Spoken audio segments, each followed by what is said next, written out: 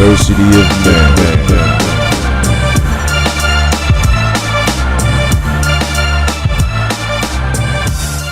Ladies and gentlemen, boys and girls, let's get ready to rumble. And in this corner, we have Mr. Fred. I'm the man, Abernathy. What's up, man? What's Long going time on, no brother? see. Hey, listen, man. Welcome to the program, University of Man, where it's two brothers talking about manhood from a Christian perspective. So, hey, brother, check it out. Caitlin or Angel Reese? Caitlin. What? Yeah, Really? You yeah, going Caitlin? yeah. Man. I Hey, mean, I'd go Juju Watkins over Angel. ooh, Juju No, is I'm on the West bad, Coast. bro. Juju is nice. Juju is bad, bro. And low key, that South Carolina team Oh my has God. a whole bunch of people that bought into something because of their coach. Hey, but did you hear the message that the coach gave when she did the interview? Bro, when she I'll put praise the God, who? I'll praise the who? What? all praise to God in uncommon favor. Like Yeah. that was amazing. I was like, Don, you could drop the mic and just walk away right now. She's America's coach. She's the darling coach of the year. You know how your boy from Alabama used to have it. She is now the premier coach. I mean, Gino from UConn used to be that guy, but Yeah, like she just has a unique bond with their kids. And let me take that back. Her young women yeah. that is unshakable, unbreakable. And I think that she's good for sports, not only just women's basketball. And the way she talked about, hey, man, they didn't want to come to practice, they weren't going to class. Yeah. I graduated all 5 seniors, Yeah. and now we went undefeated. Did What? you see what she just got? She got a 6'2", like number one in the country. She made them have an environmental engineering course on campus because of this girl that has a 5.0 GPA coming out of high school. She was like, I wasn't even going to South Carolina until she sat in, things with me with the chancellors and everything else to get this as a curriculum for me to even come on campus. So Oh yeah, wow. she believes in her people for She real. transferred, man. She transferred the whole curriculum for one player. Hey, that's huge. I don't see why they didn't have it though. I'm just saying. Well, now they got it. You know what I'm saying? Right. Sometimes it takes that one person to affect some change. So listen, man. The last couple of weeks in Bible study, man, we've been talking about empathy. And Empathy. I'm I'm one of the guys, bro. I'm very transparent about the Sure. things that I know I need to work on. And when you think about leadership, and in both of our organizations and both of our careers, both of our lives, we've been leaders in a number of different organizations. I've been president of FRAD, president of Black Greek Council, owned a couple of businesses. You've been the CEO of your brand, you husband. We both been bro. Leadership is in our blood, and that's cool. But part of leadership is empathy, right? You gotta. I've been learning that you gotta have some form of empathy, and I am very empathetic to people's situations to a point. But I know, and I think this is it might be a sexist situation for me, so I need some help. Okay. I don't have very much empathy for a dude that won't get up and go to work. Like it bothers me. And I mean, I'm just being real transparent with it. You know, I lost toes. I go to dialysis 3 times a week where I'm there sitting in the chair for 4 hours. I need a kidney. I got all type of things going on, and I manage to get up and go to work every day. So for you to be an able-bodied man and not go to work, I got a problem with it. I can't. And when I think about empathy, they tell me you're supposed to be able to put yourself in this person's situation and kind of understand where they're coming from. I don't understand it. I'm a man. I got children. I want to have another family again. Well, I still got a family because my children are my family. I got responsibilities. I got people that depend on me. How could I not do what I need to do and go to work? I just don't understand it. Am I wrong? Like, I feel like it's something that I'm either missing because I don't get it. Like, how can I put myself in a situation where I can understand? So here's where somebody else did get me. Come on. We did a role play. So the role play was like, oh, so let's do a role play. I'm gonna show you how empathy can happen. And I was like, so, Brian, you know what I'm saying, man, you don't have a job. You know what? I'll even get you a job. I'll give you a job, or I got people who will help you get a job. And the reply was, well, I can't get a job because I can't pass a drug test. And I was like, whoa, whoa, whoa. They's like, no, but Fred, you gotta wait. I said, but I don't understand that. Because if you got a family to provide for, and the reason you can't get a job is because you can't pass a drug test, stop taking drugs. That's stupid. Like, why? I don't get it. Like, I can't empathize with that. You know what the problem is. Why not stop taking the drugs, stop drinking the alcohol, stop doing whatever it is you need to do so that you can provide for your family? My dad wasn't the best dad at the time, but the one thing I could never take from him, even as a little boy, he was like, if you don't work, you don't eat. Period. At 7 years old, you want me to buy you a coat? You need to come cut this grass. What? Yeah, because if you don't work, you don't eat. Am I wrong, brother? Am I wrong? I looked up the word empathy. If you go all the way back to the Greeks, it Mm-hmm. says empathos. M means in, and then pathos means feelings. Men forever have never been able to actually put their feelings first. So Okay. what you're talking about is two different generations. You're talking about a generation that now I would want to say, through having a lot of individuals that have spoken to me about mental well-being. There's a gentleman that just passed away that played football at the University of Illinois, and he was a guy that quit at halftime. He was Vernon Davis's brother, and he quit at halftime on his team, and he was like a meme. People would talk crazy about him, and I don't know what made him quit. I don't know what things behind the doors made him do that. But now we have a 35-year-old man that leaves behind a wife and kids, and I think there's somebody that should have given him a little bit of empathy, right? But you don't know what he's been through. And I don't know what the person that's on the drugs had to do to get to the drugs where they are right now. So um, we can always just say, stop worrying about your feelings, or we can actually dive a little bit deeper. And I have this saying that if I were to be in your shoes, there's no man on this God's green earth that can walk further in your shoes with the things that have happened to you than you. As a matter of fact, you probably walk 16, 20, 200,000 miles further than most people. They would have had a distraction somewhere over here, over there. So when I see somebody, that is the only way that I can be empathetic with them. But I can't be in that universe because, just like Cat Williams said, when somebody lies, they are a liar. Why did they lie? I can't really figure that out because liars just lie, right? And you just got to let some things be, pray for other things, and just kind of go with that. Now, back to the original question: how could a man with so much on the line let their family not eat? Right? Um, that that goes back to slavery. That goes back to Jim Crow. That goes back to a lot of different things that have been systemically put on us. And it's funny how the Easter just passed, and we talk about let my people go and the Passover and all that stuff. They were enslaved for 400 years, and everybody wanted to go back to slavery after that 40 years of being in the desert, going back and forth, which should have taken them what, 11 2 days, days. 11 days to get where they were supposed to go, but they're going in circles. Why? Because people are murmuring. So why didn't it take them 11 days versus 40 years? I don't know. Are you empathetic with them? Are you empathetic with Moses? I mean, this man, he brought through God, through him, so many different wonders.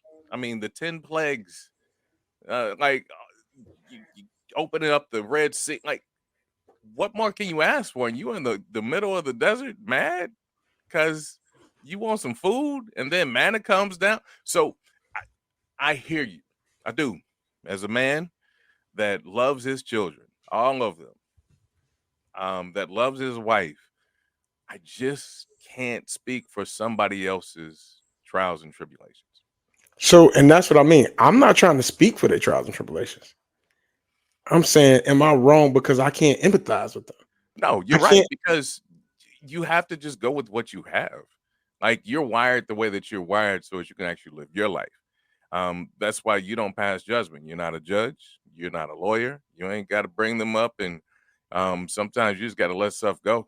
Because if you start putting your name and your word on some other people's stuff, don't it just doesn't make sense. It's not a winning battle. You don't fight for that. Now, if it was one of your daughter's husbands, now you have the right to say something because this is influencing your bloodline, right? Mm-hmm. Am I right? Now, Right. but if it's not and you don't have a per se like real stake in it, I just got to tell you, just keep it moving and be the person that leads through example versus through words, because those And words can hurt your situation way more than you like, just because you had a opinion on somebody else's stuff. and that's what I mean. I kind of felt like when we talked about it, people took me not empathizing with somebody as me judging them. I'm Mm, not judging them. No, mm. I get it. You may have an addiction, you may have a sickness, you may have all type of things that have drove you into the place that you're in. But I just don't understand it. And I choose not to even try to understand it. Like Cat Williams said, like you said, liars just lie. Why I'm gonna go out and try to understand why this liar decided to lie? That's what they do. So I can't empathize with that. I can't put myself in a situation where I can understand why you would cause your family to have this type of situation. I feel sorry for you, but I don't understand it. I really feel bad for your kids. Now I empathize for your kids because I understand. I can put myself in their situation, understand they had no control over it. And now they're put in a situation that they had to deal with what's going on and they had no control. I can definitely empathize with that. I got you. You know what you should switch out. You know how it says empathos. You should say instead of in feeling, change pathos to prayer in prayer. Because Mm. you should pray for them versus trying to be in their feelings. Because if you're trying to be in somebody else's feelings, that's just whack. Oh my I, God. I, I can't be I can't be feeling driven. I have to be prayer driven. So I'm going to pray for you because obviously you need a little bit of in prayer. Yeah. Hey, Woo! that's a mic drop. No more empathy. Let's be in prayer. Yeah. What? Because at that point, me feeling sorry for you is not helping you. No. And one of the things that I recognize about, especially in Christianity, and I've talked about this before, I feel like we got the right message with the wrong method. Ooh, And come on. This is the, good. Come on. Go the down this. nation, I the want to nation drive of down this line. Let's go. the nation of Islam have the right method, but what I believe is the wrong message. And what I mean by that is a man is not willing to be fed spiritually if they haven't been fed naturally. So I can't eat or feed my family, but you're trying to tell me I need to pay my tithes. I don't want to hear that. Teach me how I can eat, how I can feed my family. Teach me how to be a man in this world. And now I'm more apt to listen to you spiritually. Like I think one of the things that they get guys in prison and they protect them naturally. They teach them how to move around in prison naturally and be protected and eat to the point where I'm sustainable. So now this guy then showed me how to, move around in his jail. They didn't protected me. They showed me how to eat. Man, how did you do this? Oh well, Allah, woo, woo, woo. Christians, we go, you need to do this, you need to do that, you need to do this, you need to do that. And he like, bro, but I ain't even, I'm not even at the ability to navigate what I'm gonna do for the rest of the day. And you're talking about what might happen 20 years from now. I need to, how am I gonna survive today? So when somebody is in those situations, nope, I'm not judging you because if it wasn't for the grace of mercy, there goes I. So at any point, we could all be in a situation where we are in a situation where something bad can happen, something crazy is going on, and we had no control over it. But my thing is the choices that we make, especially as men, the choices, like, and God gave us free will. So everything that we do, we chose to do it. Yeah. So how can I, be in my feelings and like you said about somebody else's feelings. But I know you want to go down that road with the right method, wrong message, or right message, wrong method. I heard something on social media and it talked about oftentimes people will come to church to get saved. Oftentimes people would come to church to develop a relationship and to be in a place where it was safe, holy, and you knew that you would change and do the good things. And the world would actually mimic the church. Whereas now, in some churches, the churches are mimicking the world because of a lack of definition of what a true miracle is. And we just have to redefine what miracles are. We got people that are outside in the real world getting more miracles than the people that are in the church. Why? Because of a cap.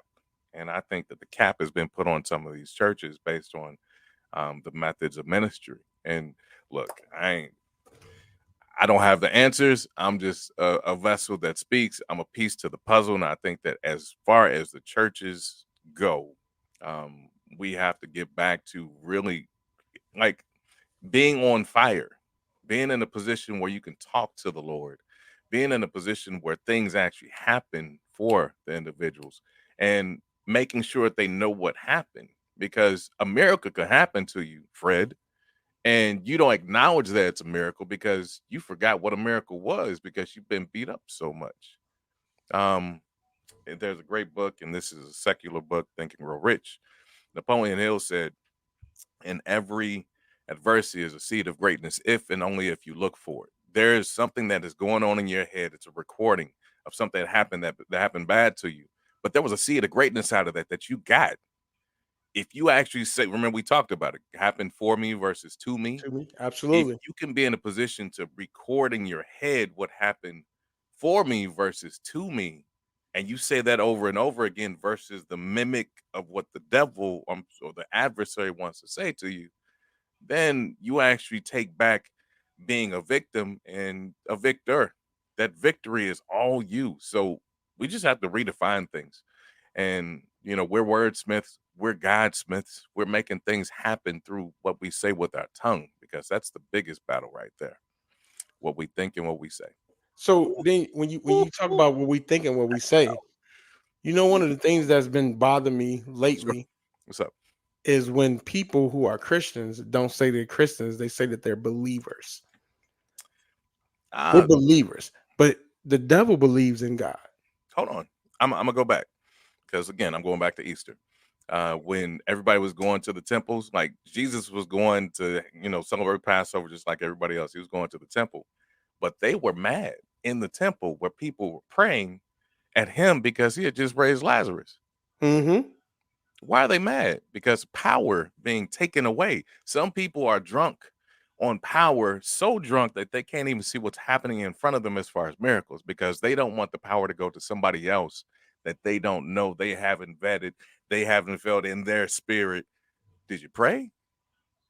So there's multiple levels to this, and I don't want to get off point, but you've got to be in a position where you can still see the miracles that are happening around you.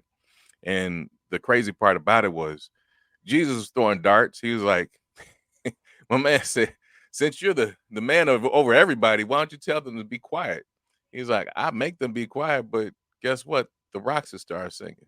And that's like, back in the day where you had somebody like Jay-Z and Nas going at each other throwing lines. So Jesus has had some bars, right?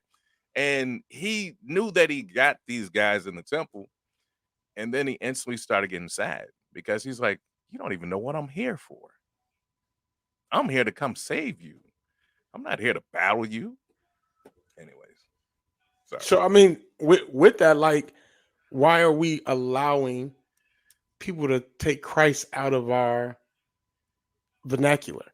Like, you remember back in the day, we couldn't. People weren't saying Christmas; they was calling it Xmas.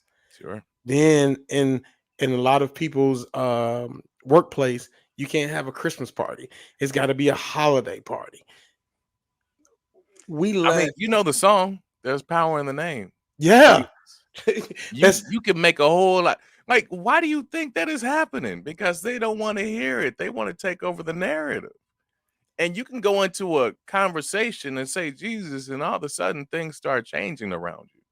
Oh, Because absolutely. some will run, some will get angry, and others will know, okay, that's my people. But like like you said, the devil knows. The devil just won't show. Like he doesn't want to bow in front of Jesus because he knows if he anyways. Yeah. But So that, just put that back in your vocabulary and continue to actually fight for that.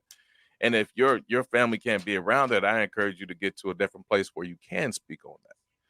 Because that means absolutely, that you're not supposed to be in that environment. It's not impregnated by you. You need to get away from it. Oh, I'm sorry. I absolutely. don't like the word need. Need, You yeah, should you should get away from that. absolutely. So I get it. So as a man, as we continue on in life, and we are helping other men Yeah, yeah. walk this walk, and we are being helped, because by no means do we feel like we got all the answers. By no means do we feel like we are the ultimate man. But as we are being led by Christ, as we are being led by the Spirit, and what we should do and how we should, you know, teach and lead the other guys in our area, I want to make sure that my spirit is in such a way that the empathy, the feelings that people have, because they are just feelings, they are not fact. So the fact that you're feeling a certain way doesn't make the situation a fact. You're feeling like, oh, I can't do this. I don't know. No, that don't make it a fact. I can't, like you said, I can't get into your feelings. And but the other thing is, I can't argue with your feelings. If that's the way you feel, That that's the way you feel. But as a leader, you can't you can't argue with my feelings. And my feelings is, I feel like you can, and you're not. So that's why I can't subscribe to the empathy when it comes to men not standing up being men. I absolutely understand that we all get knocked down, but we can get back up. I understand we all have trials and tribulations, but like you said, there's a seed of greatness in those trials. There's a seed of greatness in those tribulations. What are we going to do with it? God is not he's not looking at what happens to us. He's looking at our response to what happens to us. And the way we respond to things determines how great we're going to be.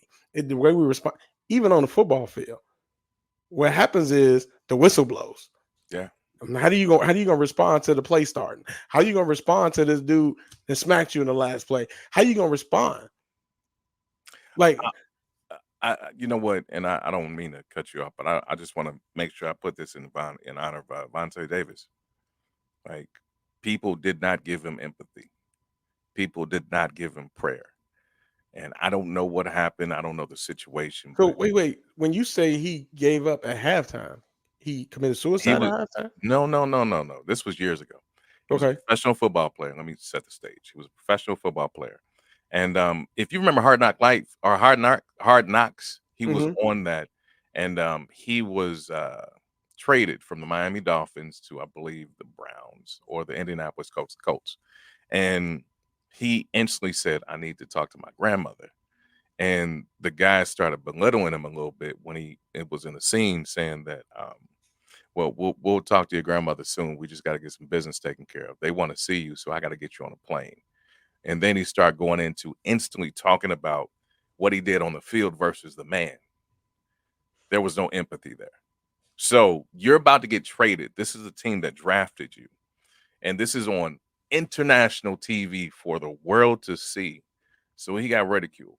He still had a great career, and he had some injuries, So and hold on, wait. When you say, why did he need to talk to his grandmother? That's the piece that I'm he missing. had a great relationship with his grandmother. So, but And just because he was getting traded, why did he need? I'm confused. Like, what happened? exactly. The man that it was talking to was confused too. Now you would have dug a little bit deeper into that, but he was on TV saying, I need to talk to my grandmother and tell her because Okay. that was his home base. That Okay. was who took care of him. That was his mental crutch. So, and Whatever they didn't you let want to him do call that. They didn't let him it. talk to No, her. they just kept Oh, okay. talking. So they kept talking over this man. You got a camera in your face and you just got traded. You're crushed. and you got a man in front of you just talking about, well, you're like this and going up and down. And like this man mentally needed to have a release and go talk to his mother and whatever. Like, I don't know if you've ever gotten fired, but maybe that's how he kind of felt. And for those people out there, that's not the best moment in your life. Imagine a camera being in your face when that happens. So now he goes in Indianapolis towards the end of his career. Obviously, he probably got some flack for what he said and what he did with his grandmother. And and I hope I'm doing this man justice. He tells one of his young guys, like, I'm done. He's like, what do you mean you're done? You're done at the end of the year? Okay, cool. No, this is at halftime of a game. I'm done. He calls his brother Vernon Davis, who's in the NFL as a tight end. He's playing the game, so he missed the call. And he literally goes, puts on his clothes, and drives home. When they get done with the game, he's watching it on TV. He was done. So now this is like a big mockery. Who quits on their team at halftime? But nobody asked about him. Nobody Mhm. asked about what he was going through. So just because it doesn't fall in line with what's going on, and I hate to go against you with some of this stuff, bro, but uh, No, that I think that we've got to ask bigger and better questions, and we've got to pray for people versus putting people down for what they're doing or what they're not doing. Because, um, man, that's a good man. That's somebody's father, and I just you talk about empathy. Maybe he needed just a little bit more empathy from his family, let alone the people that were around him that called themselves brothers to him. So, so that I think I definitely would be empathetic about. That somebody was actually he was actually doing something and a situation happened to him that caused him a moment in time to need a break. A moment in time that he needed to refuel, a moment in time that he need that I get.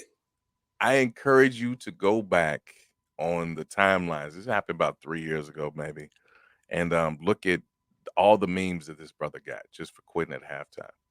And Yeah. very few people actually came to his side. And I'm not saying that this is connected to his passing, but guess where he was? He was with his grandmother in his grandmother's house. And When he passed? yeah, so I, bruh, I don't know. I think that there's so many things and so many people are being attacked on a different level that when something smells fishy or is out of order, we should not be quick to judge, but we should be quick to pray.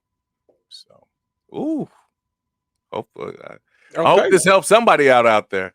Hey, so listen, and I get it. Like the concept of praying for somebody for them to have a different situation, for God to intervene in their situation, I'm with it. Where do we help brothers at? Because one of the things that I've always noticed is in that situation, there that brother needed some mental help. Sure. And right now in our society, mental therapy is a big deal. That's like the catchphrase, that's like the end thing, but it's absolutely necessary for mental health. But hold on, let me Hold on, make but sure. here's my question. Here's my Go ahead, question. go ahead, go ahead, go ahead. Somebody like that has the means to get a therapist. He may not have the time or the opportunity right there. He does. But the average Joe that's a working class, non-working, who's gone through trauma, who's seen people get shot, who've been shot at, who've had mothers being beat, and all of that, that can't afford to pay $150 an hour for a therapist because a lot of the good therapists are not even taking insurance. How do we help those brothers that one because the stigma of going to therapy in the black neighborhood is kind of leaving. It's still there, but it's kind of leaving. But if I don't have the resources to go to therapy, what am I supposed to do? I'll push back, and I don't think the stigma's still leaving. I think in middle class and upper class, potentially, that's just because they have had opportunities. But what do we know about our athletes? Their mindset's the same mindset oftentimes as when they got into the league. Hmm. with the people that they hang around. And somebody probably told them one too many times, just be strong, finish, get through it. It's okay. Like I listen, I have no idea. And again, I'm not going to speak on anybody else, but I think that this is a great opportunity to use and learn from, situations like this, because it's just it's frustrating to know that this man on a different level was fighting and working for his family, and he quote unquote quit on his family, and you've got a man that's sitting there But probably coaching. I don't think that he quit on his family. Well, He's some just people still would say playing different. Hold on, football. whoa, whoa. Some people would say different. But you're taking that same man that Fred, we're on the same page. But some people will say Oh, different. Um, but that same man that is not going to work because he just got out of jail, whatever the case is, and he's coping with drugs and all this other stuff, he might be going through the exact same thing. He might have played Call of Duty, COD, for 24 hours straight. Why? Because he had to get out of reality. And reality is not helping him. He had 22 people say no to him, and he's expecting the 23rd. And there's not enough opportunities, like you said, through Christian, through Muslim. I don't care what it is. Where are the hands that are reaching out to these individuals? And it's almost like the underbelly. And then you wonder why our people that are out on the streets in tents rising because of this. We make people like the Red Scarlets. They got the red thing on their chest because they can't necessarily get a job that's traditional. And how do you get out of a situation? You gotta have a mentor. Show me your mentor's mentor. I can show you your future. Most of these men don't have mentors. And if they do, did they choose them? Did they know how to choose them? Did they have the wits? So great topic, man. I appreciate you for this. hey, well, listen. I always said that hey, I don't claim to have all the answers, and I don't claim to be the most perfect man. But as a man, and the things that we go through daily, on and off the field, at work, off work, all of that. That's why I think it's so imperative that we have outlets like this because men have a different perception of what's going on. Yeah. And I just told my lady friend, I said, listen, Lady friend? lady friend, I said, listen, man, I feel like sometimes women have a different reality than men do because the whole feeling thing doesn't we don't get to always explore that the way like for my daughters when they had something go on, I allowed them to tell me how they felt about it. I didn't get that opportunity. Like this is what's happening. This is what you're gonna do. I told you to do it. Just do it. I don't care how you feel about it. This is what it is. But now, when we know better, we do better. But when I say the stigma is being removed somewhat, everybody now kind of accepts the fact that people who go to therapy are not necessarily crazy. Going to therapy is a part of your mental health. It helps you stay healthy as a person. But not everybody has the opportunity that the athletes have. Not everybody have the opportunity as somebody who in middle class America have. So with now knowing that mental health is an issue and that we need to deal with it, here's where I feel like the lack of empathy that I'm expressing for somebody, not somebody who is making the attempt. So, and that's where I had to differ at. Okay. To me, it's not about you failing, it's about your effort. If you're not putting the effort forth to do it, that's where I can't my feelings for you are not there because you're not putting the effort in. But if you're putting the effort in, you like, man, Fred, look, I didn't have 20 interviews this week. I didn't fill out 18 applications yesterday. I'm going on every interview I can, and they are just not hiring me. I empathize with you. Yes, because you're putting the effort in. And yep, those it's a lot of brothers that's out there where they're putting the effort in and they're getting smacked in the face. They're getting doors slammed on them. I absolutely have empathy for those. What I'm talking about is somebody who is not even putting the effort in. They've accepted where they are in life and they're not willing to fight to go any further. And to me, that's unacceptable because Jesus did not stop. He had doors set on him, slammed on him all the time, and he kept going. And when the people in the church who were supposed to have his back didn't, he went and hung out with the hood folks, with the publicans, with the Pharisees, and they like, is this dude out here with the street ninjas? Yeah, because they received him. He didn't quit doing what he was supposed to do for God. He didn't quit his purpose because people were saying, no, who are you? Who are you to say that you could do this? We ain't vetted you. We don't know who you are. Okay, that don't matter. I'm going to still do what my purpose is. I'm going to still keep rolling. You don't know who I am yet, but everybody got to come. So, and I just feel like if we start recognizing who we are and whose we are, every obstacle that comes is another thing that can build us up to make us stronger. And every obstacle that comes, sometimes it's to slow you down so that you can be prepared for when the blessing comes. And those miracles that you're talking about, sometimes I think we recognize them, but because we don't show the gratitude for what just happened, sometimes we take God for granted. Like I told my lady friend this, it's crazy that people have the audacity to believe that God's going to give you another day to get something right. You got the audacity to believe that tomorrow God's going to give you another opportunity. When today he gave you the opportunity to wake up, to get it right, to do what you're supposed to do, but you just be like, oh, well, I got time. And we just seen 15 people die yesterday. But you got the audacity to believe that God gonna give you another chance. Come on, man. Hey, bro, listen, this has been amazing. We can't have this much long. Listen, we got so much to say. We might have to do a part 2 this week. I'm just saying. Anyways, but Fred, I appreciate you. I love you.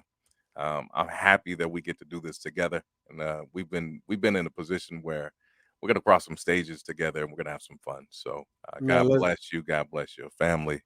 And to the people on the airways listening to this, man, take heed, take a couple of notes, go rewind it, listen to it a couple of times. I actually just listened to one of our earlier events. I got inspired. So with that being said, I'll let you go ahead and lead us out. Hey, man. So listen, University of Man is about us coming together as brothers and helping each other out. Iron sharpens iron. And when I just listening to what Irie was saying today, I've learned something. Yep. I'm on the show. We're doing the show, and he's taught me a little more about empathy, like the impulse and not, what did you say? Not in my feelings, but in prayer. So not empathy, but in prayer. That's what we have, fellas. And listen, for those of you who are like, well, how do I pray? Just like we're talking right now, just talk to God. And I promise you, he's listening. The key is you got to figure out a way to listen back. University of Man, brother, we love y'all. Keep showing up. Invite somebody. Subscribe. Our social media handles at Ivory40, at Team Abernathy Financial on IG, Insta, Twitter. Listen, you know how to find us. So get at us. We appreciate you listening. Till next time. Thank y'all, brothers. We out. Peace.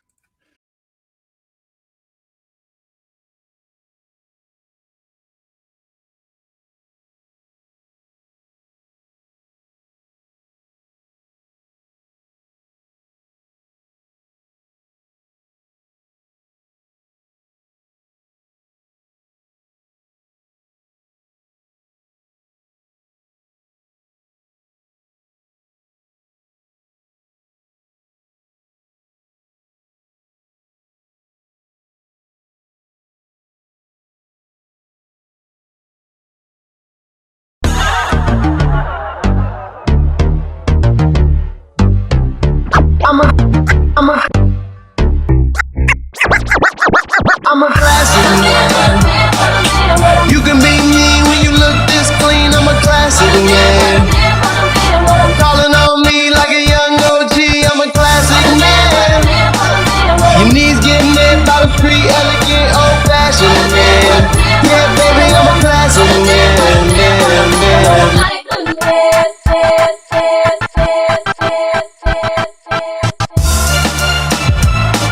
Diversity of men.